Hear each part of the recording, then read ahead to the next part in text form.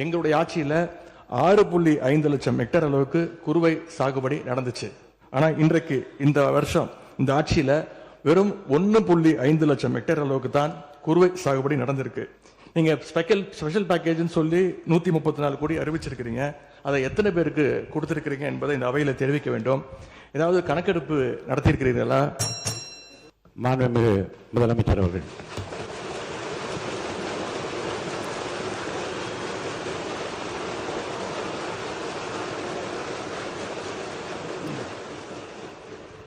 மாண்புமிகு பேரவைத் தலைவர் அவர்களே, உட்காருங்க. அவங்க பேசும்போது குறுக்கிட வேணாம், உட்காருங்க. இன்னும் இல்லை, இடையில அனுமதிக்க முடியாது. இல்லை இல்லைங்க, இல்லைங்க, உட்காருங்க. நான் எல்லா வாய்ப்பு கொடுப்பேன். இருங்க, உங்களுக்கு கொடுக்குறேங்க. உங்க பேரை படிச்சு இருங்க. உங்க பேரை தெளிவா படிச்சுட்டேன். உட்காருங்க. உங்களுக்கு இல்லை, இப்போ அவங்க பேருங்க. அவர் இல்லை, இருங்க, உட்காருங்க. விதிகளின்படி தான் நடக்குது. உட்காருங்க. நான் சொல்றதை கேட்டு. எதிர்கட்சி தலைவர் இன்னும் முடிக்கலைங்க. அவர் பேச முடிச்சுட்டாரா? இன்னும் எதிர்கட்சி இன்னும் முடிக்கவே இல்லை. உட்காருங்க. நீங்க அவர் பேசி என்ன அதுதான் பேசுறேன். எது சட்டமோ எது விதியாதான் நான் பேசுறேன். எனக்கு பயப்பட சொல்லி நான் சொல்லுங்க. அவைக்கு பயப்படுங்க, விதிக்கு பயப்படுங்க. எனக்கு பயப்பட வேண்டாம், விதிக்கு பயப்படுங்க. மாண்புமிகு எதிர்கட்சி பேசி முடிக்கல. அவர் பேசி முடித்த இருங்க. அவர் பேசுகிற போது குறுக்கீடு பாருங்க. அவர் பேசுகிற போது தயவுசெய்து உட்காருறீங்களா? உட்காருங்க. என்ன உட்காருங்க, நான் அனுமதி தரேன். பேரவை முன்னவர் பேசுங்க. பேரவை முன்னவர் உட்காருங்க, பேசுங்க. நீங்க பேச கருத்து சொல்லுங்க. மாண்பு பேரவைத் தலைவர் அவர்களே, ஒரு நிமிஷம். மாண்பு பேரவைத் தலைவர் அவர்களே, எதிர்கட்சி தலைவர் சொன்னதற்காக இல்லை, ஒரு நிமிஷம். எதிர்கட்சி தலைவர் குறிப்பிட்டதற்காக அதற்கு ஒரு பதில் அளித்ததற்கு பிறகு முறைப்படி உங்களுக்கும் அந்த வழங்கப்படும். ஆகவே நீங்க அதுக்குள்ள அவசரப்படாதீங்க. அதுதான் சொல்றேன், நான் அதுதானே சொல்றேன். மாண்புமிகு முதலமைச்சர் அவர்கள்.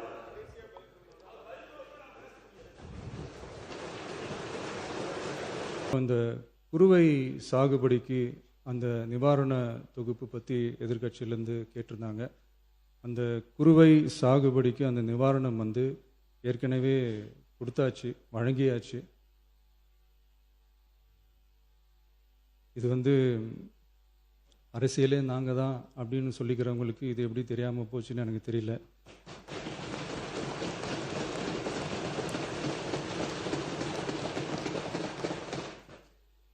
முன்ன பின்ன பேப்பர் படிச்சிருந்தா நாட்டில் என்ன நடக்குதுன்னு தெரிஞ்சிருக்கும். இப்போ வறட்சி நிவாரண நிதி அவங்க கேட்குறாங்க. இது ரெண்டுத்துக்கும் வித்தியாசம் தெரிஞ்சுக்க வேண்டும். இது வெறும் டெய்லி காலைல பேப்பர் படித்தா மட்டும் பத்தாது. அங்கே அனைத்து கட்சி கூட்டத்தை கூட்டி அனைத்து விவசாயிகளோடையும் போய் கலந்து பேசி அவங்களுடைய கோரிக்கைகள் என்னன்னு நீங்கள் தயவுசெய்து கேட்டுக்கொள்ள வேண்டும். அதே முன்னவர் மாண்புமிகு இதெல்லாம் மன்னிக்கணும். மாண்புமிகு எதிர்கட்சி தலைவர்கள் இப்போது வறட்சி நிவாரணத்தை பற்றி சொன்னார்கள். செப்டம்பர் இறுதி வரையிலும் பார்த்துவிட்டு தான் வறட்சி நிவாரண பணிகளை ஆற்றுவது வழக்கம். அவை அதை குறிப்பிட விரும்புகிறேன். உறுப்பினர் திரு கே எடப்பாடி பழனிசாமி அவர்கள். மாண்பு பேரவைத் தலைவர்களே, நான் ஏற்கனவே பேச வந்தது முதலமைச்சர் பதில் இல்லை, குறுக்கீட்டுக்கு பதில் அல்லதான். அனைவருக்கும் சேர்ந்து பதில் சொல்லி இல்லை, அதாவது குறுக்கீட்டுக்கு தான் பதில். இப்ப நீங்க பேசுங்க, உங்களுக்கு தேவைப்பட்டால் அதையும் பதில் சொல்லுங்க. 2 சிறப்பு கவன தீர்மானம் கொண்டு வந்திருக்கிறோம்.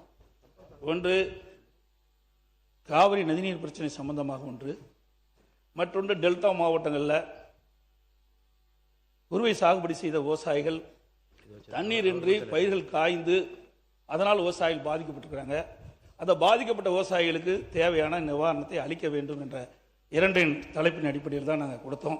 முதலமைச்சராக இருந்த அண்ணா திராவிட முன்னேற்றக் கழகத்துடைய முன்னாள் முதலமைச்சர் அம்மையார் ஜெயலலிதா அவர்கள், தேவராஜ அரசு அவர்கள் முதலமைச்சராக இருந்த போது கர்நாடகாவுக்கு பேச்சுவார்த்தைக்கு சென்று அதிலே தீர்வு எட்டப்படாமல் அந்த கூட்டத்திலே குடிப்பதற்காக வைக்கப்பட்டிருந்த தண்ணீரை கூட ஒரு சொட்டு தண்ணீர் தமிழ்நாட்டுக்கு தராதை நான் அந்த தண்ணீரை கூட குடிக்க மாட்டேன் என்ற அந்த கூட்டத்தை புறக்கணித்து வந்தவர்.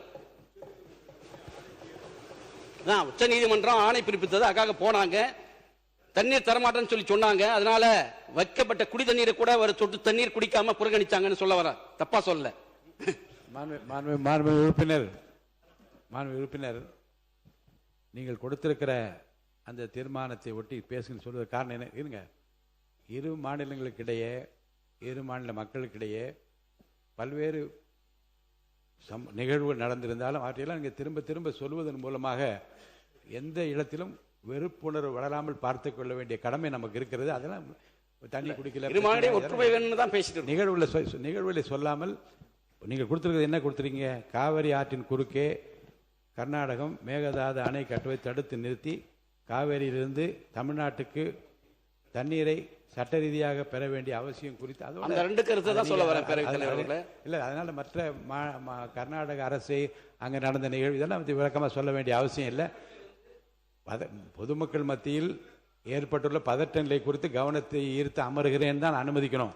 ஆனால் பிரச்சனையினுடைய தீவிரம் குறித்து அவசியம் குறித்து நான் பேச அனுமதித்திருக்கிறேன். சுருக்கமாக பேசி முடியும். உரிமையைக்காக நான் சொல்ல வரேன். நம்முடைய மாண்பு முதலமைச்சர் வந்து நல்லெண்ணத்தோடு விவசாயிகளை பாதுகாக்கணும் சொல்லி பேச்சுவார்த்தை நடத்த அவமானம் தாங்கினால் கூட பேச்சுவார்த்தை நடத்தி உரிய நீரை பெற்றுத்தரணும் சொல்லி நல்ல முயற்சி எடுத்தாரு. ஆமா, இதற்கு ஏற்கனவே நமக்கு படிப்பினை இருக்கு, தீர்வு எட்டப்படாது. ஆகவே அனைத்து கட்சி தலைவர்களை டெல்லிக்கு அழைத்து சென்று நாட்டுடைய பிரதமரை சந்தித்து ஒன்றிய நீர்வளத்துறை அமைச்சரை சந்தித்து தமிழ்நாட்டு மக்களும் இதில் ஒன்று. அமைச்சர் அவர்கள், மாண்புமிகு பேரவைத் தலைவர் அவர்களே, மாண்புமிகு எதிர்க்கட்சி தலைவர் மற்றும் மற்ற உறுப்பினர்கள் அனைவரும் பேசும் பொழுது அனைத்து கட்சி கூட்டத்தை கூட்ட வேண்டும் என்று கேட்டுக்கொண்டார். அதாவது இந்த சபையில ஒருமனதாக எல்லோரும் சேர்ந்து அனைவரும் சேர்ந்து கருத்தாக உட்காருங்க. அவர் பேசி முடிக்கட்டும். இல்ல, நான் பேசி முடிச்சுக்கிறேன். உட்காருங்க. மாண்புமிகு பேரவைத் தலைவர் அவர்களே, உட்காருங்க. இல்ல, முடிச்சுக்கிறேன். மாண்புமிகு பேரவைத் தலைவர் அவர்களே, உட்காருங்க. அனைத்து கட்சிகளும் சேர்ந்து ஒருமித்த கருத்தாக தான் நம்ம தீர்மானம் நிறைவேற்றணும். அதை தாண்டியும் இப்பொழுது எதிர்க்கட்சி தலைவர் அவர்களும் மற்றவர்களும், முக்கியமாக எதிர்க்கட்சி தலைவர், அதாவது அனைத்து கட்சி கூட்டத்தை கூட்ட என்ன பயம்னு கேட்கிறார். 3 வருடங்களாக யாரை பார்த்தும் பயப்படாத எங்களுடைய தலைவர் இதுவரை எந்த பயமும் யாரை பார்த்தும் எந்த விதத்திலும் பயந்தது கிடையாது. 3 வருடமா நீங்களும் அதான் பார்த்துட்டு இருக்கீங்க. யாரை பார்த்தும் பயம் இல்லை. ஒரே ஒரு விஷயத்தை சொல்லிக்கிறோம். நாளை, அதாவது எங்களுடைய முதலமைச்சர் சார்பாக நாளை டீலிமிட்டேஷன், அதாவது முக்கியமான பிரச்சனை, முக்கியமான பிரச்சனை டீலிமிட்டேஷன் சார்பாக அனைத்து எம்பிக்கள் கூட்டத்தை முதலமைச்சர் கூட்டியிருக்கிறார். அனைத்து எம்பிக்கள் பிரச்சனை குறித்து நாளை டீலிமிட்டேஷன் சார்பாக, தமிழக உரிமைக்காக முக்கியமான பிரச்சனை சார்பாக நாளை முதலமைச்சர் அனைத்து எம்பிக்கள் கூட்டத்தை கூட்டியிருக்கிறார். அதற்கு திமுக எம்பிக்கள் கலந்து கொள்வார்கள் என்பதை எதிர்க்கட்சியை தெரிவிக்குமாறு கேட்டுக்கொள்கிறேன்.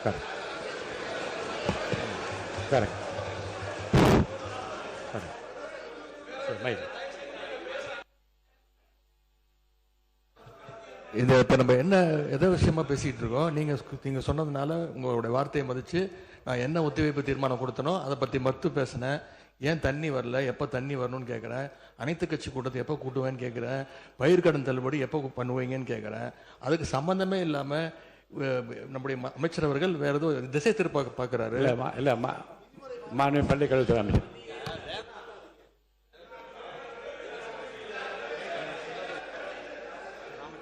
மாண்புமிகு பள்ளிக்கல்வித்துறை அமைச்சர் பேசி முடிங்க.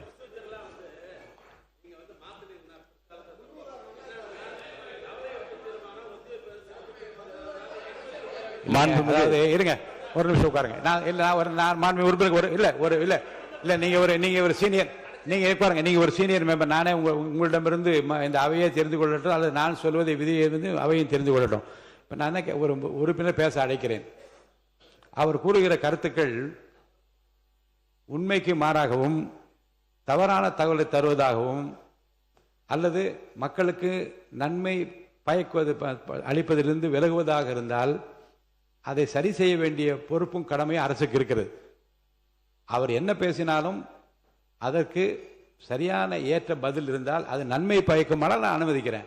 இப்போ அவர் மாண்புமிகு சட்டத்துறை அமைச்சர் மாண்புமிகு சட்டத்துறை அமைச்சர் ஸ்ட்ரைட்டாக அவர் சொல்ல விரும்புவது என்ன என்றால், அனைத்து கட்சி கூட்டம்னு சொல்றீங்க, நாடாளுமன்ற உறுப்பினர்லாம் கூட்டியிருக்காங்க, அதுக்கு நீங்களாம் வரணும்னு கேட்குறாரு.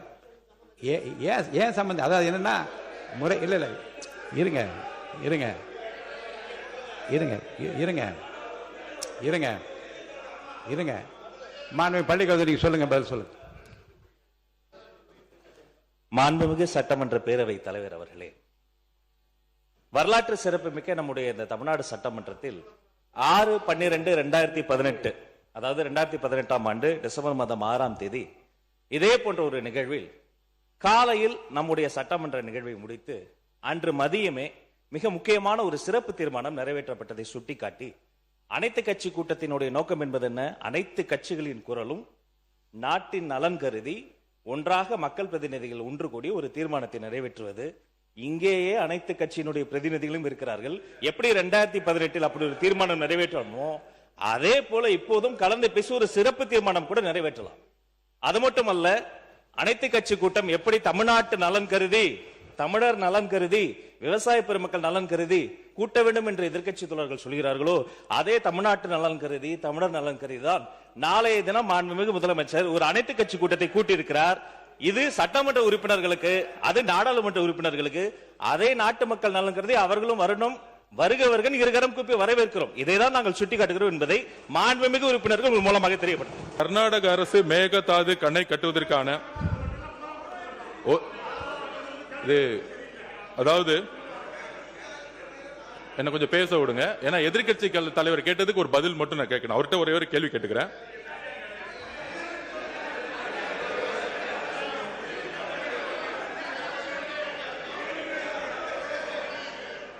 திரு மு.க. ஸ்டாலின் அவர்களின் தலைமையில் நடைபெற்ற திமுக ஆட்சியில் கர்நாடக அரசு மேகதாது அணை கட்டுவதற்கான திட்ட அறிக்கையை கர்நாடக அரசு தயார் செய்த நிலையில் அதை எதிர்த்து உச்ச நீதிமன்றத்தில் தமிழ்நாடு அரசு மனு தாக்கல் செய்தது. அந்த மனுவை உச்ச நீதிமன்றம் 13/11/2025 அன்று தள்ளுபடி செய்தது. தமிழ்நாடு அரசின் மனுவை உச்ச நீதிமன்றம் தள்ளுபடி செய்ததை எதிர்த்து அன்றைய திமுக அரசு மீண்டும் உச்ச நீதிமன்றத்தில் சீராய்வு மனுவை தாக்கல் செய்தது. அந்த சீராய்வு மனுவும் 15/4/2026 அன்று உச்ச நீதிமன்றத்தால் தள்ளுபடி செய்யப்பட்டது. அதையடுத்து மறு சீராய்வு மனுவை அன்றைய திமுக தலைமையிலான தமிழ்நாடு அரசு உச்ச நீதிமன்றத்தில் தாக்கல் செய்தது. தமிழக உரிமையை காக்கும் கடைசி வாய்ப்பாக இருந்த அந்த மனு மீதும் கவனமாக உரிய வாதங்களை வலுவாக முன்னாள் முதலமைச்சர் திரு மு.க. ஸ்டாலின் அவர்கள் தலைமையிலான திமுக அரசு எடுத்து வைக்கவில்லை. அதையடுத்து உச்ச நீதிமன்ற தலைமை நீதிபதி அமர்வு மறு சீராய்வு மனுவை 25/4/2026 அன்றும் தள்ளுபடி செய்தது. 3 முறை தள்ளுபடி செய்ததுக்கான விளக்கத்தை மாண்புமிகு எதிர்க்கட்சி தலைவர் இங்கு விளக்க வேண்டும்.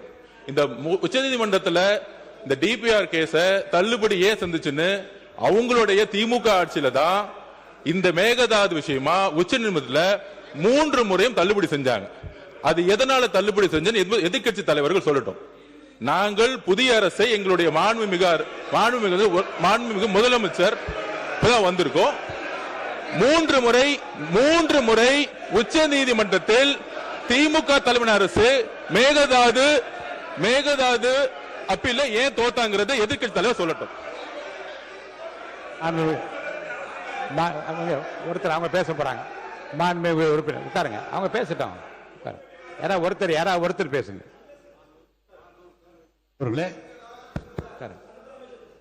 உச்ச நீதிமன்றத்தில் முதலிலே தீர்ப்பு தள்ளுபடி ஆகிறது, மீண்டும் சீராய்வு மனு போடப்பட்டது, அதுவும் தள்ளுபடி ஆகிறது. மீண்டும் சீராய்வு மனு மறு சீராய்வு போட்ட போது உச்ச நீதிமன்றத்தை சொல்லி தள்ளுபடி அல்ல, நீங்கள் கொஞ்சம் அவகாசம் எடுத்துக்கொண்டு வர வேண்டும் என்று சொன்னார்களே தவிர முழுமையாக சொல்லவில்லை. ஒன்று. இரண்டாவது, மாண்பு அமைச்சர் பெருமக்கள் முதலமைச்சரை புகழ்ந்து பேசுவது என்பது இயல்பு, அவர் பேசட்டும், அதெல்லாம் ஒன்று, எந்த விதமான மாறுபாடான கருத்து அல்ல. அவர் 3 ஆண்டு காலம் யாரையும் கண்டு பயப்பட வேண்டும் என்று சொல்லி முதலமைச்சரை குளிர்ப்பது இல்லை. அதை இங்கேருந்து ஒருத்தர் மாற்றி பேசி நீங்கள் யாரை பாராட்டுன்னு நினைக்கிறீங்களோ அது சண்டை வளர்க்குறதா இருக்குது. நீங்கள் நல்லபடியாக அந்த மேகதாது பிரச்சனையில் நம்முடைய ஒற்றுமையை பற்றி பேசுகிற போது இதுபோல் கருத்து மாறுபாடு தேவையில்லை என்பது என்னுடைய கருத்து. எனவே கழக அரசு நமது தளபதி முன்னாள் முதலமைச்சர் அவர்கள் மேகதாதை பற்றி ஒரு நாள் கூட தாமதம் செய்யாமல் அடுத்த நடவடிக்கைகள் எடுத்திருக்கிறார் என்பதுதான் வரலாறு. வாகன அனுமதி சீட்டுகள் தமிழ்நாடு சட்டமன்ற பேரவை உறுப்பினர் அனைவருக்கும் ஹாலோகிராம் பதிக்கப்பட்டு புதிதாக வடிவமைக்கப்பட்ட வாகன அனுமதி சீட்டுகள் 2 எண்ணிக்கையில் வழங்கப்பட உள்ளதால் மாண்பு உறுப்பினர்கள் தாங்கள் பயன்படுத்தும் 2 வாகனங்களுக்குரிய பதிவு எண்களை சட்டமன்ற பேரவை செயலகத்தில் உள்ள நூலகம் 2 பிரிவில் தெரிவித்து வாகன அனுமதி சீட்டுகளை பெற்றுக் கொள்ளலாம். மேலும் தேசிய நெடுஞ்சாலையில் உள்ள சுங்கச்சாவடிகளில் கட்டணமின்றி பயணம் செய்வதற்கு ஏதுவாக எக்ஸம்டட் ஃபாஸ்ட் ட்ராக் வசதி இந்திய சாலை போக்குவரத்து மற்றும் நெடுஞ்சாலைகள் அமைச்சகத்தால் மாண்பு உறுப்பினர்கள் பயன்படுத்தும் ஒரு வாகனத்திற்கு மட்டும் வழங்கப்பட உள்ளதால் அந்த வாகனத்திற்குரிய பதிவு சான்றிதழ், சட்டமன்ற உறுப்பினருக்கான அடையாள அட்டை மற்றும் ஆதார் அட்டை உள்ளிட்ட விவரங்களை நூலகம் 2 பிரிவில் அளித்து தெரிவித்து எக்ஸம்டட் ஃபாஸ்ட் ட்ராக் வசதியினை பயன்படுத்திக் கொள்ளுமாறு மாண்பு உறுப்பினர்களை அன்புடன் கேட்டுக்கொள்கிறேன்.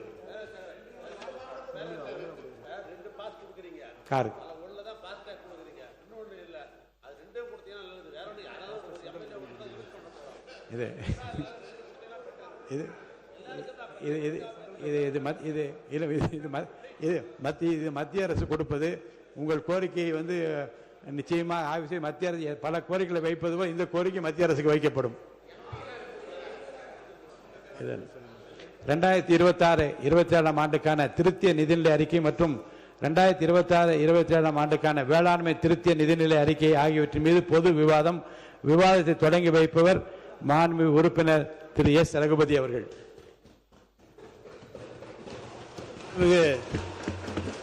பேரவைத் தலைவர் அவர்களே, ஆங்கில பத்திரிகையிலே ஒரு செய்தி வந்திருக்கிறது.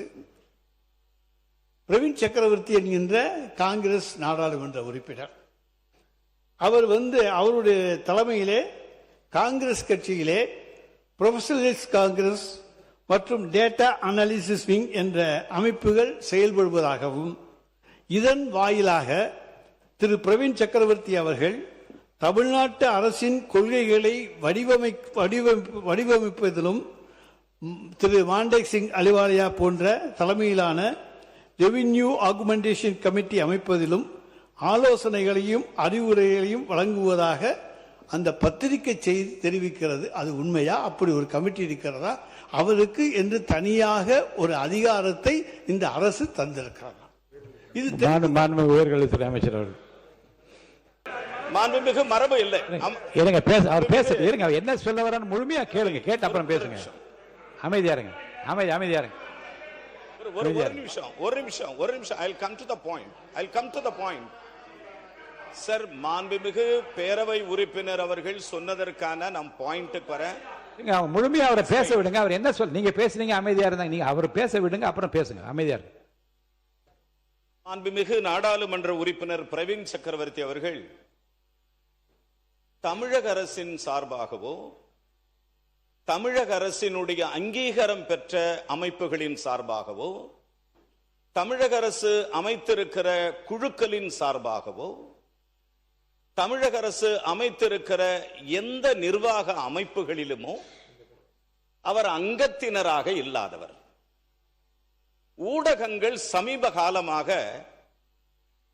ஒரு செய்தியை பல்வேறு செய்தியாக எழுதி கொண்டுத்தான் இருக்கிறது.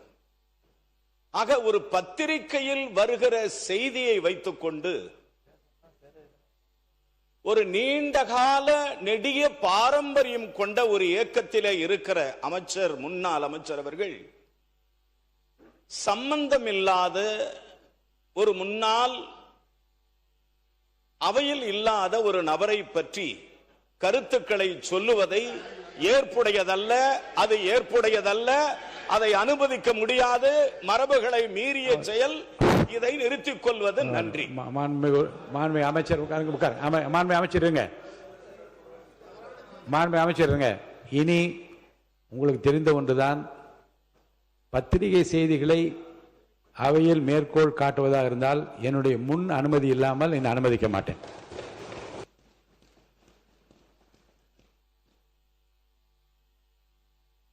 மாண்புமிகு அமைச்சர். சார், மாண்புமிகு பேரவைத் தலைவர் அவர்களே, ஃபர்ஸ்ட் தேங்க்யூ சார், நீங்கள் அதை கிளாரிஃபை பண்ணது. சார், நீங்களும் ஒரு senior most people in the house. வெளியே செய்திகள், சோஷியல் மீடியா, அதுலேருந்து ஒரு கொஸ்டின்ஸ் இங்கே ரைஸ் பண்ணுறதே மிக தவறான விஷயம் நான் நினைக்கிறேன். எங்களோட ஜிஓ என்ன சொல்லுது, கவர்மெண்ட் சைட்லேருந்து அஃபிஷியல் ஸ்டேட்மெண்ட் எதாவது வந்திருந்தா கண்டிப்பாக நீங்கள் அதை மேற்கோள் காட்டி நீங்கள் பேசலாம். எங்கள் honourable chief minister already revenue augmentation கமிட்டின்னு போட்டு இந்த மாண்டேக் சிங் அலுலியா கமிட்டின்னு ஒன்று ஃபார்ம் பண்ணியிருக்கிறோம். அதில் யார் லிஸ்ட் அவுட் பண்ணியிருக்காங்களோ அவங்க தான் எங்கள் ரெப்ரசன்டேஷன் கமிட்டி மெம்பர்ஸ். அதை இந்த ஹவரில் இந்த ஹவுஸ் வழியாக அவங்க தெரிவித்துக் கொள்ள விரும்புகிறேன். தேங்க்யூ. மாணவர் ரகுபதி அவர்கள். அன்புமிகு பேரவைத் தலைவர் அவர்களே, பத்திரிகை செய்திகளை அடிப்படையாக வைத்துக்கொண்டு மட்டுமல்ல, பல்வேறு தகவல்கள் இன்றைக்கு வந்த காரணத்தால் அதை சொன்னோம். ஆதாரம் இல்லாத எனக்கு கிடைச்ச தகவல் கார்ல வரும்போது ஒருத்தர் அவர் உங்களுடைய பிரதிநிதி இல்ல, முடிஞ்சு போச்சு. இது நடத்தல, அனுமதி இல்லாம பேச அனுமதிக்க மாட்டேன். அடுத்து சோசியல் மீடியாவில் வர்றதை பத்தின்னு சொன்னாங்க. அந்த சோசியல் மீடியாவில் பொய்யா போட்டு தானேங்க நாங்க இங்க உட்கார்ந்துருக்கோம், நீங்க அங்க உட்கார்ந்துருக்கீங்க. அவைக்குள் நீக்கப்படுகிறது. மாண்பு பேரவைத் இல்ல அவரு இல்ல அவர் சொல்றதுக்காக சொல்லிடுறேன். இல்ல இல்ல இருங்க இல்ல இல்ல இல்ல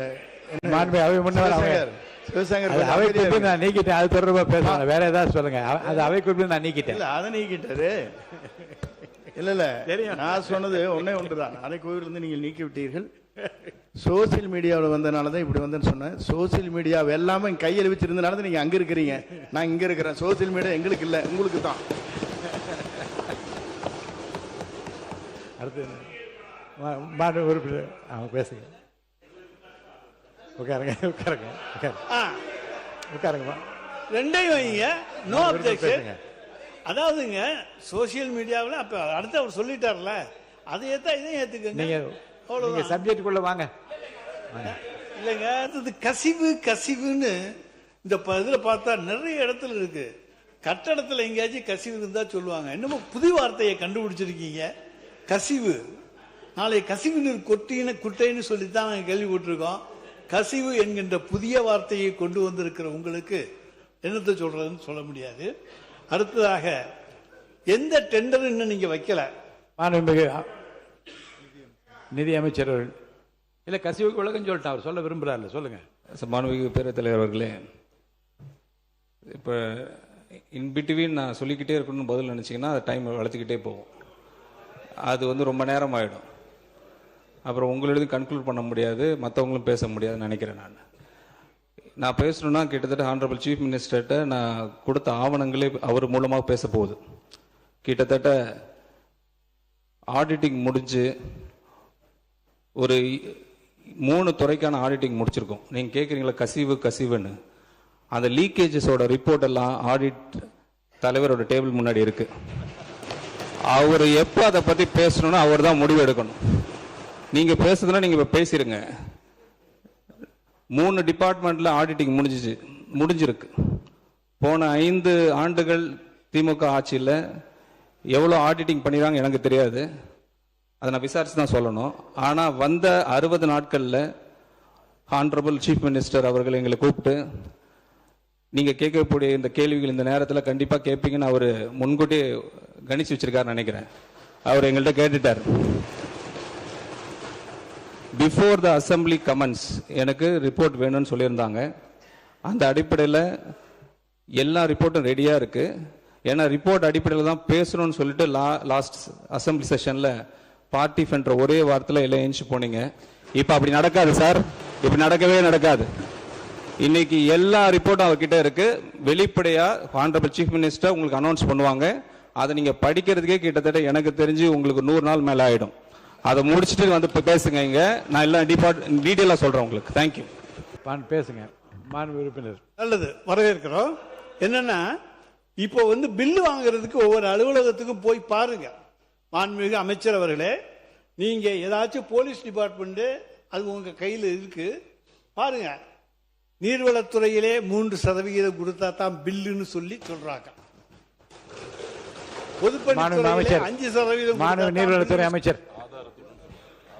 மாண்பு பேரத்தலைவர் அவர்களே, அவர் ஆதாரத்துடன் சொல்லணும். அது பழைய காலம். அது இந்த காலத்துல ₹1 நாங்க வாங்கணும்னா இந்த இடத்துல நாங்க எங்களை உட்கார வைக்க மாட்டார் எங்களுடைய முதலமைச்சர். அதனால ஆதாரத்துடன் அவர் சொல்லணும்ன்றதை நான் கேட்டுக்கொள்கிறேன். இல்ல மாண்பு உறுப்பினர் அவர்கள், நீங்க வாயால பேசுறதெல்லாம் கரெக்ட். அதெல்லாம் நீங்க உங்களுடைய காலத்துல நாங்க தான் சொல்றோம்ல, நீங்க நிரூபிங்கன்னு சொல்றோம். நீங்க நிரூபிக்க வேண்டியதானே. எதுவுமே இல்லாம நீங்க மட்டும் பேசணும்னா அது எப்படி?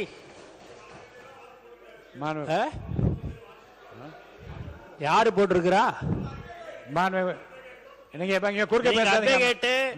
எல்லாரும் நீ போடுறாங்க அப்படின்னாங்கன்னா நீங்க அதை அது ஆதாரத்துடன் நீங்க இருக்குதுன்னா நீங்க நிரூபிங்கன்னு தான் சொல்றோம்.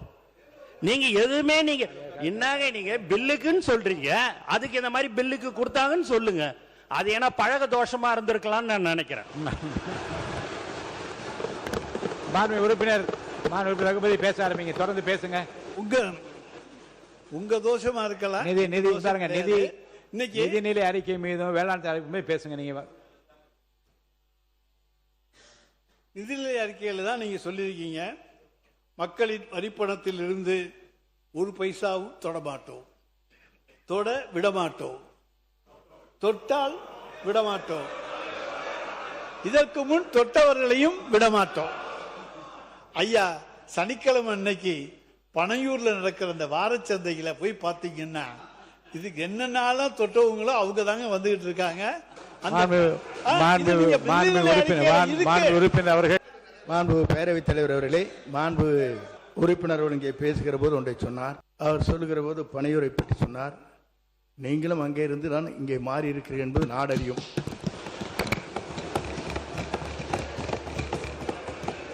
எங்களுடைய தலைவர் முத்துவேல் கருணாநிதி ஸ்டாலின் அவர்கள் சாலை விபத்திலே இறந்தவர்களுக்கு உடனடியாக வைத்தியம் பார்த்து காப்பாற்ற வேண்டும். இறந்தவர்கள சாலை விபத்தில் காயமடைந்தவர்களை, ஏன்னா அதுக்கு முன்னால யாரும் கவனிக்க மாட்டாங்க.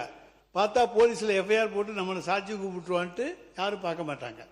எனவே 48 மணி நேரத்துக்குள்ள இன்னுயிர் காப்போம் 48, நம்மை காக்கும் 48 என்கின்ற திட்டத்தை கொண்டு வந்து உடனடியாக அவர்களை மருத்துவமனையிலே கொண்டு போய் சேர்த்து அவர்களுக்கு 2 லட்சம் ரூபாய் வரைக்கும், அவர் ராஜஸ்தான்காரனா, கேரளாக்காரங்களா, அல்லது கர்நாடகாக்காரங்களா, அல்லது எந்த மாநிலத்தை சேர்ந்தவங்க அப்படி என்றெல்லாம் பார்க்கவில்லை. உயிரை காப்பாற்ற வேண்டும். தமிழ்நாட்டிலே விபத்தினாலே ஒரு உயிர் போகக்கூடாது என்கின்ற அந்த சீரிய நோக்கத்தோடு 2 லட்சம் ரூபாயை உடனடியாக, நீ யார் பணத்தையும் யாரையும் எதிர்பார்க்க வேண்டாம். அந்த காயம் பெற்றவனுடைய தாய் வருகிறாரா, தந்தை வருகிறாரா, மகன் வருகிறாரா, மகள் வருகிறாரா பார்க்க வேண்டாம்.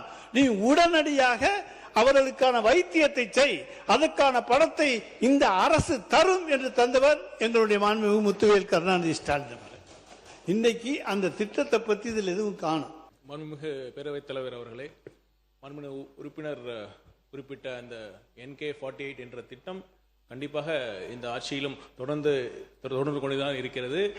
இந்த கடந்த 90 நாட்கள்ல பல உயிர்கள் இந்த திட்டத்தின் மூலமாக காப்பாற்றப்பட்டிருக்கிறார்கள் என்பதையும் நான் தெரிவித்துக் கொள்கிறேன். வெற்றி 150 நாள் திட்டம், அது இந்த அரசு ஒன்றிய அரசிடம் சரண்டர் ஆகிவிட்டது என்பதற்கு எடுத்துக்காட்டான முதல் திட்டம் அந்த திட்டம். VPG ராம்ஜி 40% மாநில அரசு, 60% ஒன்றிய அரசு. அந்த திட்டம் கிராமப்புற வேலைவாய்ப்புகளுக்கு நாங்கள் வேண்டாம் என்று எதிர்த்தோம். அதனால எங்களுக்கு 3501 கோடி ரூபாய் 591 கோடி ரூபாய் பணம் வரல. ஆனா எந்த காலத்திலும் நாங்க உங்களுக்கு பணிய மாட்டோம் என்று சொல்லிவிட்டு நாங்கள் மகாத்மா காந்தியினுடைய தேசிய ஊரக வேலைவாய்ப்பு திட்டம் தான் வேண்டும் என்று வலியுறுத்தினோம். VPG ராம்ஜி திட்டத்தை ஏற்றுக்கொள்ளவில்லை. ஆனால் இன்றைக்கு ஒன்றிய அரசுக்கு அது சத்தமே இல்லாம செஞ்சிருவீங்க. அதுதாங்க உங்களுடைய சாதனை. எப்படி ஓட்டுல எலெக்ஷன்ல சத்தமே இல்லாம வந்தீங்களோ அது போல சத்தமே இல்லாம சரண்டர் ஆயிருந்தீங்க. பள்ளிக்கல்வித்துறை அமைச்சர் அவர்கள். மாண்புமிகு சட்டமன்ற பேரவைத் தலைவர் அவர்களே, எதிர்க்கட்சியை பொறுத்தவரை சற்று நேரம் முன்பு மாண்புமிகு உறுப்பினர் தங்கம் தென்னரசு அண்ணன் பேசினார். உண்மையிலேயே அரசியல் வேறுபாடுகளை எல்லாம் தாண்டி அதில் பெற்றுக்கொள்வதற்கும் கற்றுக்கொள்வதற்கும் எண்ணற்ற செய்திகள் இருந்ததை நாங்கள் இளம் தலைவர்கள் குறித்து கொண்டோம். அந்த துணியில் பேசுகிற பொழுது இந்த சட்டமன்றத்தினுடைய மாண்பை பாதுகாக்க, மரபை வழி தொடர அது வழிவகுக்கும். ஆனால் மதிப்பிற்குரிய உறுப்பினர் அவர்கள் பேசுகின்ற பொழுது ஆரம்பம் முதலே பொது தளத்தில் பார்த்தது, சோசியல் மீடியா, பில்லு வாங்க போனப்ப நீங்க எங்க பில்லு வாங்க போனீங்க என்று இந்த நிதி அறிக்கை சார்ந்து பேசாது ஒரு அரசியல் கூட்டம் போல பேசிக் கொண்டிருக்கிறார். மீண்டும் அவருக்கு நான் தெளிவுபடுத்த ஆசைப்படுகிறேன். தோற்றதற்கு காரணம் இன்ஸ்டாகிராமா, எலெக்ஷன் ஓட்டிங் மிஷினா என்று பார்க்காமல் அவர்களை சீராய்வு செய்து கொள்வதுதான் அவர்களுக்கு நல்லது, அவர்களினுடைய வருங்காலத்திற்கு நல்லது. அதை விடுத்து சம்பந்தம் இல்லாமல் பொது தளத்தில் கிடைக்கக்கூடிய செய்திகளை வைத்துக் கொண்டு அப்படி பேசுவது மரபல்ல என்பதை உங்கள் வாயிலாக மாண்புமிகு உறுப்பினருக்கு நான் தெரியுது. சொன்னாங்க எதிர்க்கட்சி, அதே நேரத்தில் முன்னாள் அமைச்சர் நம்முடைய தங்கம் தென்னரசு அவர்கள் பேசியது போன்றவற்றையெல்லாம் இன்றைய பள்ளி கல்வித்துறை அமைச்சர் சொன்னார். நான் கொஞ்சம் சத்தமா பேசிட்டேன், அதனால அவருக்கு ஏதோ நம்ம கோபமா கொந்தளிச்சு பேசுறா போல தோண்டி இருக்கு. எதிர்க்கட்சி விமர்சித்துத்தான் ஆக வேண்டும். பட்ஜெட்டை வரவேற்கிறேன்னு சொல்லிட்டு நான் உட்கார்றதுக்கு எதுக்கு இங்க நான் வர்றேன்? இதுக்காக என்ன எங்க திரும்பியம் தொகுதி மக்கள் தேர்ந்தெடுத்து அனுப்பிச்சிருக்காங்க. அரசுக்கு வேண்டிய ஆலோசனைகளையும் சொல்ல வேண்டும். பட்ஜெட்ல என்ன நிறைகுறைகள் இருக்கிறது அதை சொல்ல வேண்டும். அதுதான் எங்களுடைய கடமை. அந்த கடமையை தான் நாங்கள் செய்கின்றோம். நாங்க முதலமைச்சரை பத்தி தப்பா சொல்ல, மற்ற அமைச்சர் தான் சொல்றோம். முதலமைச்சர் சொல்லிக்கிட்டே தான் இருக்காரு, உங்களை யாரும் லஞ்சம் வாங்க கூடாது, எது பண்ணக்கூடாதுன்னு. அதுக்காக அடிதடி நடக்காம இருக்கா என்ன இருக்கு? அவர் சொல்றதே நீங்க யாரும் கேட்க மாட்டேங்கிறீங்க, எங்களுக்கு வருத்தம். மாண்புமிகு உறுப்பினர் பேசியது அவைக்குள் நீக்கப்படுகிறது. பள்ளிக்கூடத்தில் அமைச்சர் அவர்கள் பேசுங்க. மாண்புமிகு சட்டமன்ற பேரவைத் தலைவர் அவர்களே, உங்கள் மூலமாக அண்ணனுக்கு சொல்கிறேன், அவர் சத்தமாக பேசலாம், சட்டத்தை குறித்து கூட பேசலாம், ஆனால் உண்மைக்கு புறமானதை பேசாமல் கொஞ்சம் உண்மையை பேசினால் நன்றாக இருக்கும் என்பது எங்களுடைய கோரிக்கை. அதே சமயம் பேசுகிற பேச்சு என்பது இரண்டு வகையான பேச்சு இருக்கிறது. ஒன்று, கையில் இருக்கிற அந்த குறிப்புகளை எடுத்து அதை வைத்து பேசுவது. இரண்டு, இதயத்திலிருந்து பேசுவது. இந்த இரண்டு வகையான பேச்சுகளையும் இந்த மதிப்பிற்குரிய மாமன்றம் பார்த்திருக்கிறது. மூன்றாவதாக ஒரு பேச்சு இருக்கிறது. அது வாதங்களை எல்லாம் எடுத்து வைத்து ஆக்கப்பூர்வமாக பேசாமல் ஒரு விதண்டாவாதமாக பேசுவது. அண்ணனுடைய பேச்சு என்பது ஆரம்பம் முதலே ஆக்கப்பூர்வமான ஆலோசனைகளையோ விமர்சனங்களையோ வைத்தால் அதை ஏற்றுக்கொள்ளக்கூடிய மனநிலையில் தான் எங்கள் வெற்றி தலைவர் தமிழக வெற்றி கழகத்தை வளர்த்திருக்கிறார் என்பதை இந்த மாமன்றத்தில் கூறி, அதே சமயம் உண்மைக்கு புறம்பான ஏதேனும் ஒரு செய்தியை அவர் சொல்கிற பொழுது அதை அந்த இடத்திலேயே சுட்டி காட்டுவோம். நீங்கள் சொன்னதை போல எப்போதுமே நாங்கள் உரிமைக்கு குரல் கொடுப்போம், உறவுக்கு கை கொடுப்போம் என்பதை மீண்டும் அந்த உறுப்பினர்களுக்கு உங்கள் மூலமாக தெரியப்படுத்திக் கொள்கிறேன். நன்றி. ஆனால் எங்கே இருக்கிறார் எங்களுடைய தலைவர் என்று கேட்டவர்களுக்கு சொல்லுகிறோம், மகளிர் உரிமை தொகை வாங்குகிற ஒவ்வொருவருடைய உள்ளத்திலும் இருக்கிறார். புதுமை பெண் திட்டம், தமிழ் புதல்வன் திட்டம், இவற்றிலே பயனடைந்திருக்கின்ற பயனாளிகளுடைய உள்ளத்திலே இருக்கின்றார். அதை போல இன்றைக்கு பேருந்திலே, அரசு நகர பேருந்திலே பயணம் செய்பவர்களுடைய விடியல் பயணத்திலே அவர் இருக்கின்றார். விடியலை நீங்கள் எடுத்து விட்டீர்கள், பரவாயில்லை, தமிழ்நாட்டுக்கு விடியல் எங்களால் மீண்டும் கிடைக்கும். எனவே அந்த விடியல் பயணத்தில் அவர் இருக்கின்றார். தமிழ்நாட்டு மக்களுடைய இதயங்களிலே அவர் இருக்க செய்திருக்கின்றோம். ஆனா ஓட்டு போற அந்த நேரத்தில் மட்டும்தான் சின்ன குழந்தைங்க அங்க போய் குறுக்கால புகுந்து அவங்களுக்கு எந்த திட்டமும் தெரியல. ஆனால் நிச்சயமாக நீங்க இப்ப சொல்லிருக்கீங்க பாருங்க, அண்ணன் சீர் அது கொடுக்க முடியாது, 832 கோடி ரூபாய். மாண்புமிகு நிதியமைச்சர். மாண்புமிகு பேரவைத் தலைவர் அவர்களே, சீனியர் மோஸ்ட் இந்த ஹவுஸ் அவர் சொல்லியிருக்காங்க, அவங்க தலைவரை எங்கே தேடுவோன்னு சொல்லியிருக்கிறாங்க, எங்கே கண்டுபிடிப்போம்னு சொல்லியிருக்காங்க, எங்கே பார்க்க முடியும்னு சொல்லியிருக்காங்க. மகள் உரிமை தொகையை பற்றி நீங்கள் கேட்டிங்கன்னா தலைவர் நேம் தான் வரும்னு சொல்லியிருக்கீங்க. ஏன் இன்னும் அடிஷ்னலாக ஒன்று நீங்கள் மிஸ் பண்ணிட்டீங்க. தமிழ்நாட்டில் இருக்கிற ஒவ்வொரு தலைமையிலையும் 1,28,000 கடன் விட்டது போனது நீங்கள் தான். அங்கே தான் அவர் தேடணும்னு நினைக்கிறேன் நான். ஒரு ஹெட் கவுண்ட் மேலேயும் 1,28,000 கடன் இருக்கு சார். சார் இது நான் சொல்லல சார். சார் முதல் பொறுமையா இருங்க, ரிலாக்ஸா இருங்க, ரிலாக்ஸ், கூலா இருங்க, கூல் கொஞ்சம் கூலா இருங்க. நான் சொல்றேன் சார், இது சார் அவங்க சொன்னாங்க தான் நான் சொல்றேன். 1,28,000 ரூபாய் கடன் ஒவ்வொரு ஹெட் கவுண்ட் மேலேயும் இருக்க காரணம் ஹிஸ்டரி படிச்சது previous DMK கவர்மெண்ட் மட்டும்தான். அவங்க பினான்சியல் லாஸ் பண்ணது தான், அட்மினிஸ்ட்ரேட்டிவ் கொலாப்ஸ் தான். நாங்க 50 வருஷம் இல்ல சார், நாங்க 50 வருஷம் ஆச்சு இல்ல. ரிலாக்ஸா இருங்க சார். சார் ரிலாக்ஸா இருங்க, நீங்க கத்துறதுனால பிரயோஜனம் இல்ல சார். சொல்றத கேளுங்க, கொஞ்சம் ரிலாக்ஸா இருங்க. சொல்லிக்கிட்டே இருக்க வேண்டியதுதான், நீங்க கோரஸா கத்திக்கிட்டே இருக்க வேண்டியதுதான், இருக்க வேண்டியதுதான். நான் சொல்றத கேளுங்க, இதை நான் பொய்யா சொல்றேன். ஆக்சுவல் என்ன பட்ஜெட்ல சொல்லிருக்காங்களோ, என்ன சொல்லிருக்காங்களோ அதை தான் நாங்க சொல்லிருக்கோம் ஒயிட் பேப்பர்ல. நாங்க வேற ஒன்னும் புதுசா ஒன்னும் சொல்லலையே. அவைத் தலைவர் அவர்களே, ஒயிட் பேப்பர்ல நாங்க என்ன சொன்னோமோ அது கிளியரா இருக்கு.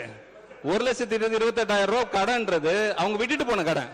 அவர் சொல்றது உரிமை தொகையில போய் எங்க தலைவரை தேடுங்கன்றாங்க. அதே தான் நானும் சொல்றேன். 1,28,000 யாருக்கிட்ட விட்டு போயிருக்கீங்க?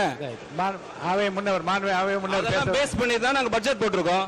உங்களுக்கு தர போறேன். மாண்புமிகு பேரவைத் தலைவர் உட்காருங்க. நதியில் விளையாடி தென்றல் மதியில் தவழும் கலசப்பாக்கம் சட்டமன்ற தொகுதியின் அனைத்திந்திய அண்ணா திராவிட முன்னேற்ற கழகத்தின் சார்பிலே தேர்தல் களம் கண்ட ஆற்றல் மிகுந்த படை வீரர்களே, வீராங்கனைகளே, என் அன்பு சொந்தங்களே, வரலாற்று தங்கங்களே, சிகரங்களை செதுக்குகின்ற சிங்கங்களே, காற்றோடு கை கொடுக்கும் கனல் நெருப்புகளே, மின்னலை விழுங்கி மின்சாரத்தை கொப்பளிக்கும் அண்ணன் எடப்பாடியாரின் இதய துடிப்புகளே, வரலாற்று சிறப்புமிக்க தமிழக சட்டப்பேரவையின் சன்னிதானத்தில் 4வது முறையாக கலசப்பாக்கம் சட்டமன்ற தொகுதியின் சார்பில் பணியாற்றுவதற்கான வாய்ப்பினை தந்த கழகத்தின் பொதுச் செயலாளர். இந்த அரசு பொறுப்பேற்றவுடன் 717 மதுக்கடைகளை மூடுவதற்காக உத்தரவிட்டார்கள். அந்த 717 மதுக்கடைகள் மூடப்படுவதற்கான காரணங்கள் என்று கூறப்பட்டவை பள்ளியின் அருகாமையிலும், பேருந்து நிலையங்கள் அருகாமையிலும், அடுத்தபடியாக சுகாதாரத்துறை நிறுவனங்களின் அருகாமையிலும் உள்ள மதுக்கடைகள் மூடப்படும் என்று இங்கே அறிவித்தார்கள். ஆனால் அங்கே இருக்கக்கூடிய அதிகாரிகளின் தவறா, யாருடைய தவறு என்று எனக்கு தெரியவில்லை. 717 கடைகள் மூடியிருக்கிறதா? அவர்கள் மூடியிருந்தாலும் கூட வருவாயை மட்டுமே ஒரு குறிக்கோளாக வைத்து மூடியிருக்கிறார்களே தவிர, நீங்கள் சொல்வது போல் அங்கே பள்ளிக்கூடத்தில் அருகாமையில் என்று சொன்னால் செஞ்சி பேரூராட்சியில் சாணக்கியா என்ற பள்ளி இயங்கி வருகிறது. அதுல இருந்து 300 மீட்டர் அரசு ஆரம்ப சுகாதார நிலையத்திற்கு எதிராகவே ஒரு கடை செயல்பட்டு வருகிறது. வரிக்கல் என்ற ஊராட்சியில், செஞ்சி தொகுதியை பொறுத்தவரையில் வரிக்கல் என்ற ஊராட்சியில் பேருந்து நிறுத்தத்திற்கு பக்கத்தில் இருக்கக்கூடிய ஒரு கடை என்பது இன்றைக்கும் செயல்பட்டு வந்து கொண்டிருக்கிறது. ஆலம்புண்டி அரசு மேல்நிலை பள்ளியின் அருகாமையில் 300 மீட்டர்ல ஆலம்புண்டி என்ற ஊராட்சியில அரசு மேல்நிலை பள்ளிக்கு அருகாமையிலேயே ஒரு கடை செயல்பட்டு கொண்டு வருகிறது. இவை அனைத்தும் சட்டவிரோதமாக உங்களுடைய சட்ட விதிகளுக்கு புறம்பாக செயல்பட்டு வரக்கூடிய மதுபான கடைகள். அவைகளை உடனடியாக நடவடிக்கை மேற்கொண்டு அந்த கடைகளை அப்புறப்படுத்துவதற்கோ இல்லை இடமாற்றம் செய்வதற்கான நடவடிக்கை எடுக்க வேண்டும் என்று அமைச்சர். மாண்புமிகு பேரவைத் தலைவர் அவர்களே, முதல்ல இந்த 717 கடைகளை மூடிட்டீங்களா? அதுனா ஏன் எங்களுக்கு டீட்டெயில் இல்லை அப்படிங்கிறாங்க. உண்மையாலும் அந்த துறை சார்ந்தவங்களுக்கு தெரியும். அது போக முன்னாள் சட்டமன்ற உறுப்பினர்களுக்கே தெரியலங்கும் போது அது ஒரு வருத்தமான விஷயம்தான். ஏன்னா அந்த ட்விட்டர்ல 717 கடைகளுடைய எண்களும் கொடுத்துருக்கோம். ஸோ சொல்லியாச்சு. அது பத்திரிகைகள்லயும் வந்துருச்சு. அதான் கொஞ்சம் பத்திரிகைகள்ல வந்துருச்சு, சமூக வலைதளங்கள்ல, செய்தி தொலைக்காட்சிகள்ல எல்லாத்துலயும் வந்துருச்சு. அந்த 717 கடைகளோட எண்களும் வந்துருச்சு. மரியாதைக்குரிய மாண்புமிகு சட்டமன்ற உறுப்பினர் கேட்டுக்கொண்ட மாதிரி இன்னும் பல பகுதிகளில் இருக்குங்கிற தகவல் வந்துட்டு தான் இருக்கு. நிச்சயம் இந்த அரசு அந்த மதுக்கடைகளுக்கு எதிரான அரசு தான். மக்களுக்கு பிரச்சனைகள் கொடுக்கக்கூடிய அந்த கடைகளோட எண்களோட நீங்க கொடுத்தீங்க அப்படின்னு சொன்னா அந்த கடைகளை இடமாற்றுறதுக்கான பணிகளை மேற்கொள்வோங்கிறத சட்டமன்ற பேரவைத் தலைவர்களை தெரிவித்துக் கொள்கிறேன். அது கூட தவறான புரிதல் தான். நேற்று இது சம்பந்தமா இதுக்கான விளக்கமாகவும் செய்தியாளர்கள் மத்தியில் பேசியிருந்தோம். ஆன்லைன் மூலமா இதுக்கு முன்னாடி இது மானிய கோரிக்கையில் சொல்லலான் இருந்தோம். மாண்புமிகு உறுப்பினர் கேட்டதுனால இதை சொல்றோம். இந்த 10 ரூபா ஒரு பாட்டிலுக்கு அதிகமாக வாங்குறாங்க அப்படிங்கிற பிரச்சனைகள் தொடர்ந்து இருந்துட்டே இருக்கு. கடந்த சட்டமன்ற கூட்டத்தொடர்களில் கடந்த ஆட்சி காலத்தில் நம்மளுடைய துறை சார்ந்த அமைச்சர்கள் சொல்லியிருக்க பதில் என்னன்னா, 2011 இருந்தே இந்த பிரச்சனைகள் இருக்கு. இந்த 4 ஆண்டுகளாகத்தான் இந்த பிரச்சனையை ஊதி பெருசாக்குறாங்க, அரசுக்கு அவப்பெயர் ஏற்படுத்த முயற்சி பண்றாங்கன்னு பதிவு பண்ணியிருந்தாரு. ஆனா யாருமே அந்த பிரச்சனைக்கான தீர்வை நோக்கி போகல. இந்த தமிழக வெற்றி கழக ஆட்சி, மாண்புமிகு தமிழக முதலமைச்சர் என்ன சொல்லியிருந்தாருன்னா, இந்த பிரச்சனைக்கான ஏன் இது இந்த நடந்துட்டே இருக்கு அப்படிங்கிறத தேடி எடுக்கும் போது சில தொழிலாளர்களுடைய அவங்களோட பிரச்சனைகள் இருந்துச்சு, அதை சரி பண்றதுக்கு முயற்சி பண்ணிட்டு இருக்கோம். இன்னொன்று நீங்க இந்த ஆன்லைன் கேட்டனாலும் சொல்லிடுறேன், இது விற்பனை கிடையாது, ஆன்லைன்ல விற்பனை கிடையாது. நீங்க இது ஒரு கேஷ்லெஸ் டிரான்சாக்சன் மட்டும்தான். ரொம்ப நாட்களா எல்லாருமே சொல்லிட்டு இருந்தது என்னன்னா, அங்க இந்த டாஸ்மாக் கடைகளை பண பரிவர்த்தனை வேண்டாம், பண பரிவர்த்தனைனால அது முறைகேடான பணங்கள் வாங்கப்படுகிறது, வசூலிக்கப்படுகிறது பெரும்பான்மையான குற்றச்சாட்டுகளா கடந்த கால ஆட்சியில 2 கட்சிகளும் சொல்லிட்டு இருந்த குற்றச்சாட்டு தான். ஸோ அதுக்கு ஒரு தீர்வு வேணுங்கிறதுக்காக நீங்க விரும்புபவர்கள், நுகர்வோர் யாரெல்லாம் விரும்புறாங்களோ அந்த ப்ராடக்டை அந்த கடைக்கு முன்னாடி போய் அந்த கடையோட எண்ணெய் கொடுத்தாலோ அல்லது நியர்பைங்கிற ஒரு கொடுத்தாலும் அந்த கடை எண் வந்துடும். அங்க கன்சியூமர் விரும்புற அந்த பொருள் அந்த கடைகள்ல இருக்கும். அதை தேர்ந்தெடுத்து அதை பே பண்ணிட்டு அந்த QR கோடை காட்டினா அந்த பொருள் கொடுப்பாங்க. நீங்க மாண்புமிகு சட்டமன்ற உறுப்பினருக்கு மாண்புமிகு பேரவைத் தலைவர் வாயிலாக கேட்டுக்கிறதுன்னா, தவறான கருத்தை பதிவு பண்ண வேண்டாம். தெளிவாக இதில் என்ன சந்தேகம் இருந்தாலும் கேட்டால் அதை விளக்கறதுக்கு அரசு தயாராக உள்ளது. மாண்புமிகு பேரவைத் தலைவர் அவர்களே, நான் தவறான கருத்தை பதிவு செய்யவில்லை. மாண்புமிகு அமைச்சர் சொல்வது போல கேஷ்லெஸ் டிரான்சாக்ஷன் என்பதற்கு ஜிபே, கார்டு மூலமாக டாப்பிங் சிஸ்டம் எல்லாம் ஆல்ரெடி நடைமுறையில் தான் இருந்து கொண்டு இருக்கிறது. ஸோ மரியாதைக்குரிய மாண்புமிகு சட்டமன்ற உறுப்பினர் கேட்டுக்கொண்டது இருக்குனுங்க.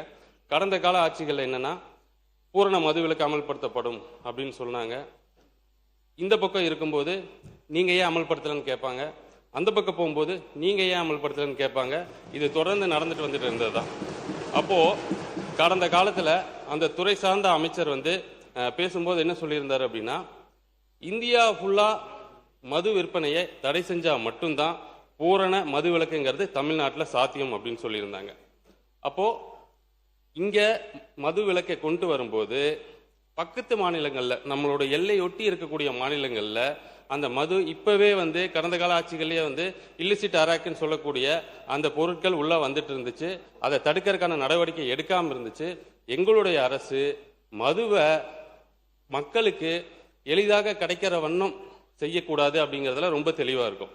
அதனாலதான் இந்த கோயில் பக்கத்துல இருக்கிறதுல, பேருந்து நிலையம் பக்கத்துல இருக்கிற இடத்துல எல்லாம் நாங்க அதை க்ளோஸ் பண்ணிட்டு இருக்கோம். அப்புறம் மாண்புமிகு சட்டமன்ற உறுப்பினருக்கு ஒன்று தெரிவிச்சுக்கிறது என்னன்னா, தமிழக வெற்றி கழகம் என்னைக்கும் மதுவினால் வரக்கூடிய வருமானத்தை உயர்த்துவோம் அப்படின்னு எங்கேயும் சொன்னதும் கிடையாது. மதுவினால் வரும் வருமானம் உயர்வதற்கு சந்தோஷப்பட்டதும் கிடையாது. நாங்க இப்பவும் அந்த 717 கடைகளை க்ளோஸ் பண்ணதுக்கு அப்புறமும் மரியாதை கூட சட்டமன்ற உறுப்பினர் கேட்டார் எப்படி வருமானம் பெருகுச்சுன்னு. இந்த துறையில இருக்கிற அந்த ஊழல்களை ஒழிச்சதுனால வருமானம் அதிகமாயிட்டே இருக்கு. இன்னமும் அதிகமான வருமானங்கள் வரும் அப்படிங்கிறதையும் மாண்புமிகு சட்டப்பேரவை தலைவர் வாலியாக தெரிவித்தார். இதுல ஒன்றும் பாயிண்டா பாரு வேணாங்க. இது நீங்க மாண்புமிகு உறுப்பினர் பேசி முடிங்க. மணி ஆயிடுச்சு, 1:45. மாண்புமிகு பேரவைத் தலைவர் அவர்களே, அமைச்சர் சொன்னது போல மதுவிலக்கு மானிய கோரிக்கைகளை விரிவா அப்புறம் பேசிப்போம். அடுத்த அவர் ஒருத்தர் உங்க கட்சி சார்பாக கொறடா பேசுறாரு. உட்காருங்க. மாண்புமிகு பேரவைத் தலைவர்களே, நம்முடைய மாண்புமிகு அமைச்சர் அவர்கள் நல்ல விளக்கமாக சொன்னார்கள். அதே மாதிரி சட்டமன்ற உறுப்பினர் நம்முடைய அருமை சகோதரர் கணேஷ்குமார் அவர்கள் கூட இந்த அரசு என்பது மதுவிலக்கு எதிர்ப்பான அரசா, இதை நிறுத்தப் போகிறா என்பதுதான் அவருடைய கேள்வியாக இருந்தது. அமைச்சர் அவர்கள் சொன்னார்கள், வருமானம் அது கூடியிருப்பது என்பது பல்வேறு வகையில் நாங்கள் லீக்கேஜ்லாம் நீர்த்திருக்கிறோம், அதனால தான் வருமான மொழிய. ஆனால் இந்த அரசு என்பது மது கொள்கைக்கு எதிரான அரசு என்பதை வலியுறுத்தி கொண்டிருக்கிறார். நான் உங்கள் மூலமாக அவரிடம் தெரிந்து கொள்ள விரும்புவது, இந்த 5 ஆண்டு காலங்களில் நீங்கள் ஆண்டுக்கு ஆண்டு இந்த கடைகளை நீங்கள் குறைக்க போகிறீங்களா, அது வெளிப்படையாக உங்களுடைய மானிய கோரிக்கையில் இந்தந்த ஆண்டு இந்தந்த கடைகள் நாங்கள் குறைப்போம் என்று நீங்கள் அறிவிக்கப் போகிறீர்களா? அதுக்கு காரணம் என்னன்னா, ஒரு மாவட்டத்தில் இருக்கிற சட்டமன்ற உறுப்பினர்கள் பொதுவாக இந்த கட்சி அந்த கட்சிலாம் கிடையாது, எல்லா சட்டமன்ற உறுப்பினர்கள் என்ன நினைக்கிறாங்கன்னா, இப்போ 717 ஏற்கனவே நான் குறைச்சிட்டோம் அப்படின்ற ஒரு அறிவிப்பு இருக்குது. அது எந்தெந்த அந்த மாவட்டத்தில் எந்த கடையை குறைச்சாங்கன்றது அந்த மாவட்டத்தில் இருக்கிறவங்களுக்கு யாருக்குமே தெரியல. நீங்கள் சொல்கிறீங்க நம்பர் வந்தது, நாங்கள் ஆன்லைனில் போட்டிருக்கிறோம் அப்படின்ற நிலைமை இல்லை. லோக்கலில் இருக்கிற எந்த பத்திரிகையிலும் இந்த கடைகள் எல்லாம் குறைத்து விட்டோம் என்ற அறிவிப்பு இல்லை. ஏன்னா அதுவும் தேவை. நீங்கள் சொல்லுவதை போல ஆண்டாண்டுக்கு நாங்கள் குறைக்க போகிறோம் என்பதை நீங்கள் இப்போ சொன்னாலும் சரி, அல்லது உங்களுடைய மானிய கோரிக்கையில் ஒரு வருஷத்துக்கு இத்தனை கடைகளை நாங்கள் குறைக்க போகிறோம் என்று சொன்னால் இந்த அரசு அதற்காக முயற்சி எடுப்பது என்று நாங்கள் எடுத்துக்கொள்ள முடியும்.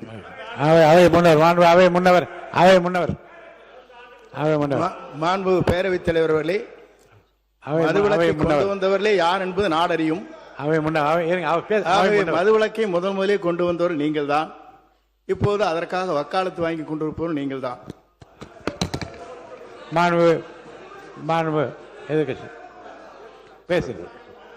நம்முடைய அவை முன்னவர் அவர்கள் ஒரு பெரிய தெளிவாக ஒன்று கண்டுபிடிப்பை சொல்லியிருக்கிறார்கள். அவர் ஏற்கனவே இருந்த சட்டமன்ற உறுப்பினராக நீண்ட நெடிய காலம் இருந்த அதிமுக ஆட்சி காலத்தில் கூட இவைகள்லாம் நடைபெற்றது. இது திமுக அதிமுகலாம் ஒன்றும் கிடையாது. இன்னும் சொல்ல போனால் நான் ஒரு சின்ன விளக்கத்தை சொல்ல, டைம் பற்றி எடுத்துக்காதீங்க.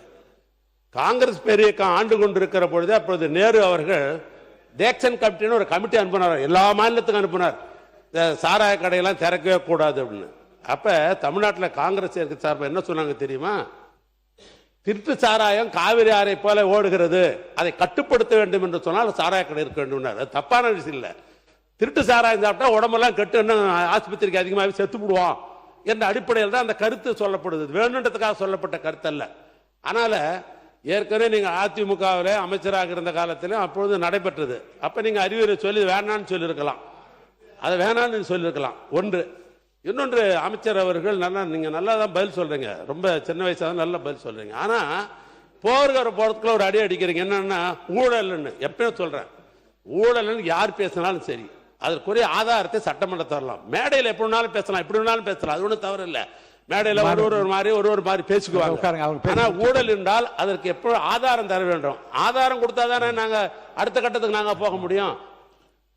ஆதாரம் இல்லாமல் சட்டசபையில, எனவே அதை தயவு செய்து நீங்க அவை குறிப்பில் எடுக்கணும். ஊழல்னு சொன்னா உங்ககிட்ட கொடுக்கட்ட சான்று யாரா இருந்தாலும் சான்று கொடுத்தால்தான். ஏற்கனவே அறிவுறுத்தியது தான் அது. ஊழல் என்ற வார்த்தை மட்டும் அவைக்குள் நீக்கப்படுகிறது. பேரவைத் தலைவர்களே, ஆதாரம் கேட்கிறாங்க, இது எல்லோருக்கும் தெரிஞ்சதுதான். மது விலக்கு கொள்கைங்கிறது எங்களுடைய கொள்கை, போதையில்லா தமிழகம் எங்களுடைய கொள்கை. ஆட்சிக்கு வந்த பின்போ ஆட்சிக்கு வருவதற்கு முன்போ இங்க இருக்கக்கூடிய சட்டமன்ற உறுப்பினர்களும் சரி, இங்க இருக்கக்கூடிய அமைச்சர்களும் சரி, எந்த தொழில்களிலும் நாங்கள் ஈடுபட்டது கிடையாது. முக்கியமாக மதுவில். ஆட்சிக்கு வந்த பிறகு திமுகவுடைய ட்ரெஷரர் சாராய ஆலையை நடத்துகிறாரா இல்லையா? ஒரு கேள்வி. திமுகவுடைய பாராளுமன்ற உறுப்பினர் ஜெகத் ரட்சகன் சாராய ஆலையை நடத்துகிறாரா இல்லையா? அப்ப சாராய ஆலையை நடத்தி கொண்டு டாஸ்மாக் நிறுவனம் மூலம் ஆர்டர் வந்து யார் வாங்கினது? அப்ப இது பேர் தான் கான்ஃபிளிக்ட் ஆஃப் இன்ட்ரெஸ்ட். அரசே, திமுகவே அரசு, திமுக இருக்கக்கூடிய பாராளுமன்ற உறுப்பினர்கள் சாராய ஃபேக்டரி நடத்துறாங்க, திமுகவுடைய பொருளாளர் சாராய ஃபேக்டரி நடத்துறாங்க, திமுகவுடைய ஐடி மினிஸ்டர் இருக்கிறவர் சாராய மினிஸ்டர் நடத்துறாங்க. இதுக்கு மேல என்ன ஆதாரம் வேணும்? பேசுங்க. ஒரே ஒரு நிமிஷம். மாண்புமிகு உறுப்பினர் லாட்டரிங்கிறாங்க. திரு உதயநிதி அவர்கள் சொல்லணும், ஏன் 900 கோடி ரூபாய் லாட்டரி நிறுவனம் வாங்கினாங்க திமுக? பதில் சொல்லட்டும். பதில் சொல்லுங்க. தைரியம் இருந்தா லாட்டரி நிறுவனம் 900 கோடி ரூபாய் திரு மு.க. ஸ்டாலின் அவர்கள் ஏன் வாங்கினார்கள்? தைரியம் இருந்தா சொல்லுங்க. அப்ப சொல்லுங்க. நான் எந்த தொழிலையும் இல்லை, எந்த நிறுவனம் நடத்தல. தைரியம் இருந்தா ஏன் நடத்துறாங்கன்னு சொல்லுங்க. அதுக்கப்புறம் பதில் சொல்லலாம். மாண்பு எதிர்க்கட்சி தலைவர். மாண்பு பேரவைத் தலைவர் அவர்களே, நம்முடைய அமைச்சர் அவர்கள் திமுக ஏன் லாட்டரி நடத்துகின்ற நிறுவனத்திடம் என்று ஃபண்டு வாங்கினாங்க அப்படின்னு கேட்குறாரு. அது கொடுத்தது அவருடைய மாமனார் தான். அவருடைய மாமனார்கிட்ட கேட்டு அந்த விளக்கத்தை அவர் பெற்றுக்கொள்ள வேண்டும். அது அவரும் உங்க அப்பாவுக்கு மட்டும்தான் தெரியும். உங்க அப்பா கிட்ட தான் கேட்கணும், எனக்கு தெரியாது. அப்பாவை இங்க காணோம். வீட்டுக்கு போய் உங்க அப்பாட்ட கேளுங்க. உங்க அப்பா கரெக்டா சொல்லுவாரு. ஏன் வாங்கினாரு உங்க அப்பா சொல்லுவாரு. இன்னொன்று, எங்கள் கட்சியை சேர்ந்த பொருளாளர் அவர்கள் சாராய தொழிற்சாலை நடத்துகிறார் என்று ஒரு கேள்வி கேட்கிறாங்க. அது நாம நேரடியாக போய் பொருளாதாரம் பண்ணிட முடியாது. எந்த ஆட்சியாக இருந்தாலும் சரி, ஒரு தொழிற்சாலை ஆரம்பிக்க வேண்டும் என்று சொன்னால் அதுக்கு எல்லா தகுதிகள், குவாலிபிகேஷன், அப்ளிகேஷன் போடுறதுக்கெல்லாம் தகுதி இருந்தால் தான் அரசு தான் லைசன்ஸ் தருது. அதனால அது முறையாக அவங்க ஏற்க போட்டிருப்பாங்க. தொழில் என்ற அடிப்படையில் ஆரம்பிப்பாங்களே ஒழிய அது திமுக பொருள் ஆரம்பிக்கலாமா அப்படிலாம் பேசுவதற்கு வாய்ப்பு இல்லை. அது தவறு. நன்கொடை என்பது எல்லா அரசுக்கும் உண்மைதான். ஆனா நன்கொடை என்பது வாங்கினார்களா, அந்த பணிக்கு நான் இந்த பணியை கொடுக்கிறோம் என்று வாங்கினாரா என்பது மாண்பு முன்னாள் ஐஏஎஸ் மினிஸ்டருக்கு நல்லாவே தெரியும். எந்த பணிக்கு என்னென்ன பண்ணாங்கிறது அவருக்கே தெரியும். அதனால ஆதாரம் இருக்கு என்ற எதிர்க்கட்சி தலைவரே ஆதாரம். ஏன் நேர்ல ஆதாரம் எந்த சொன்னது உண்மை இருக்கு என்று சொல்வது நியாயம் இல்லை, சட்டத்துக்கு புறம்பானது.